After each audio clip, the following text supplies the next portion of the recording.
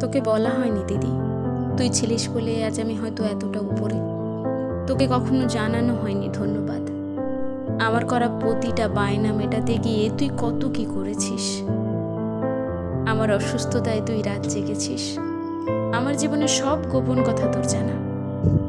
আমার ভাগের সব কাজ তুই নিজে সামলে নিয়েছিস।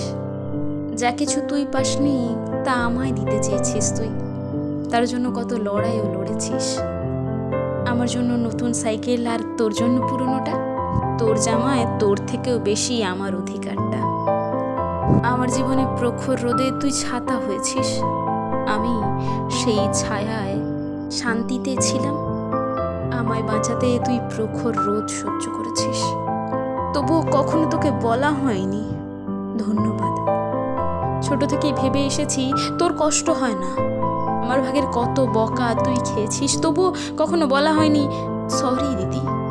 তুই ছিলিস বলেই আমি কখনো পথভ্রষ্ট হইনি। সবসময় তুই আমার পথ প্রদর্শক হয়েছিস। কখনো বন্ধু, কখনো আমার লড়াই করার সঙ্গী, আর কখনো আমার মা হয়েছিস। আমি কখনো বুঝিনি দিদি তুই আমার জন্য কত আত্মত্যাগ করেছিস।